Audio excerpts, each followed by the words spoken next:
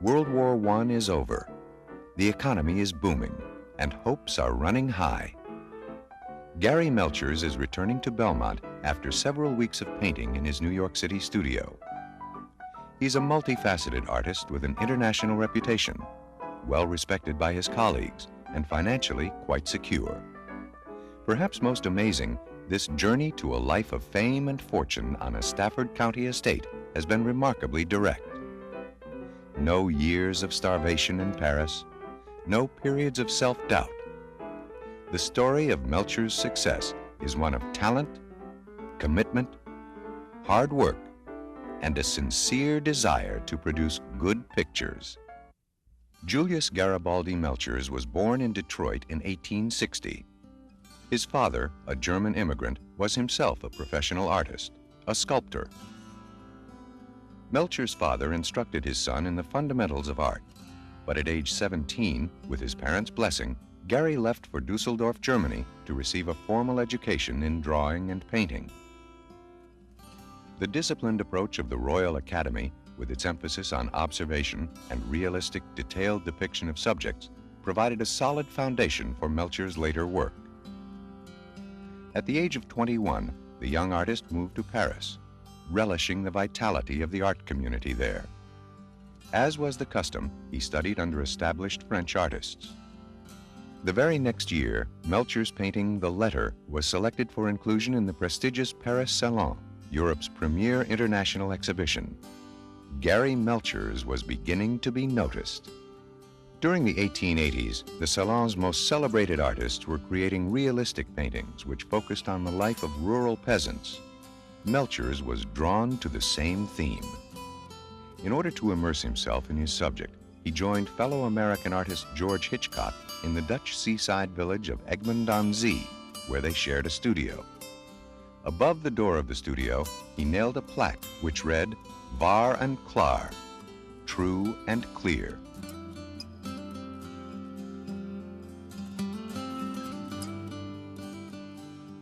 This motto became his personal working credo. It was the fishermen and villagers of Egmond who served as Melchers' subjects in his landmark work, The Sermon. The painting won an honorable mention at the Paris Salon and established his reputation.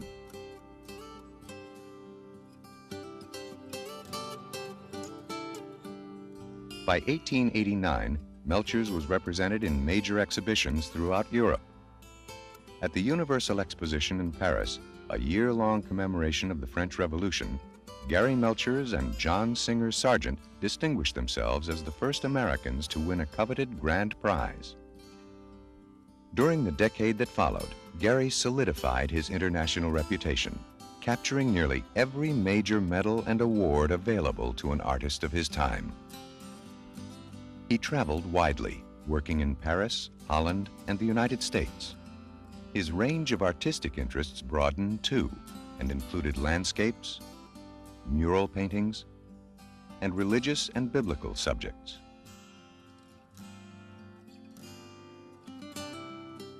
Still, he received greatest praise for his honest characterization of the Dutch, caught in routine moments of everyday life. So convincing was his portrayal that critics often mistook him for a native Dutchman. Melchers found these assumptions about his nationality somewhat amusing, since it was generally thought that few American artists of the time could hold a candle to their European counterparts. But perhaps the best indicator of his international stature was to be found in the revealing entry in a 23-year-old art student's diary, when she discovered that she and Melchers were on the same transatlantic crossing from New Jersey to Naples. On April 19, 1902, Corinne Lawton Mackle wrote, "I am prostrate and overjoyed at finding Gari Melchers' name on the passenger list and keep all eyes open to see him." In a later entry, she described various members of a shuffleboard group as coming from England, Philadelphia, Charleston, and Leghorn, Italy. Beside Melchers' name, she wrote, "The World." The shipboard acquaintance was brief, but later in the summer, Corinne met Melchers frequently when she joined other young American students in Egmond to study with George Hitchcock. In December, Gari followed her to Paris, and the two became engaged. After their marriage, a subtle change occurred in Melchers' work. His peasant subjects were gradually replaced by domestic scenes of middle-class women and children. Melchers freed himself from the tight detail of realism and began to favor vibrant color and decorative pattern. The richness of his canvases seemed to reflect the delight he had found in married life. The Melchers set up housekeeping in Egmont. Corinne became a partner in his work, often modeling herself or making arrangements for other models, sewing costumes, even stretching canvases.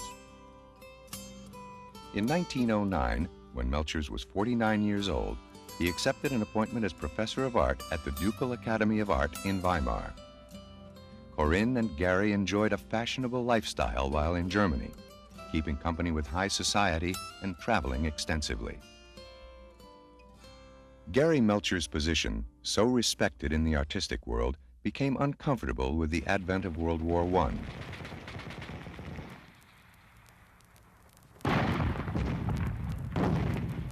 Deciding to make an extended visit home until tensions eased, he and Corinne sailed for the United States in 1915.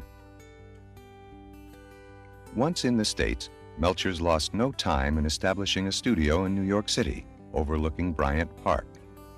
But he also longed for a pastoral retreat, a quiet rural environment like the one he had enjoyed at Egmont.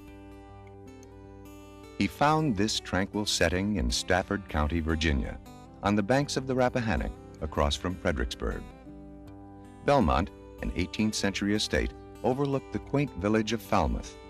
Steeped in history, Stafford County was boyhood home to both George Washington and George Mason. The area had been devastated by the occupation of 100,000 Union troops during the Civil War and had remained undeveloped and rural. Yet the location, halfway between Washington, D.C. and Richmond, afforded Melchers easy access to urban life and culture. Belmont had for years been the home of the Ficklin family, but now in 1916 was in a moderate state of disrepair. Corinne and Gary designed modifications to the interior, adding a sunroom.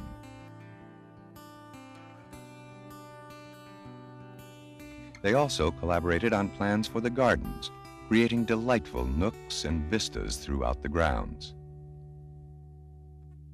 The couple filled Belmont's rooms with the exquisite antiques, paintings, and pottery which they had collected during their years in Europe. Gary continued his lifelong habit of painting first in one studio location, then in another.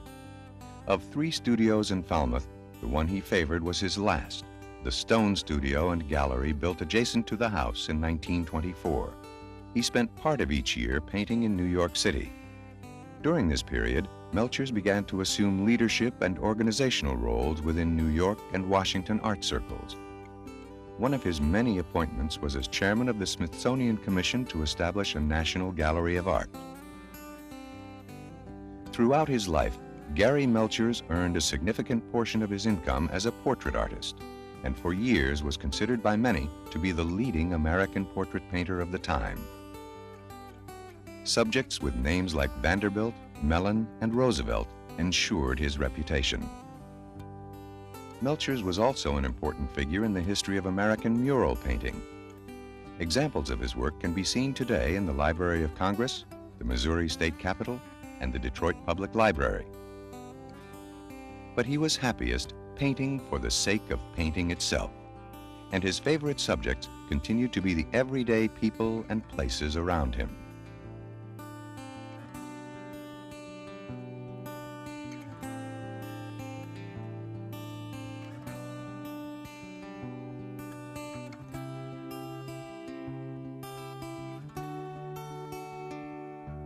Corinne continued to be a frequent model, but he also loved to show the solid, unvarnished strength of the local people.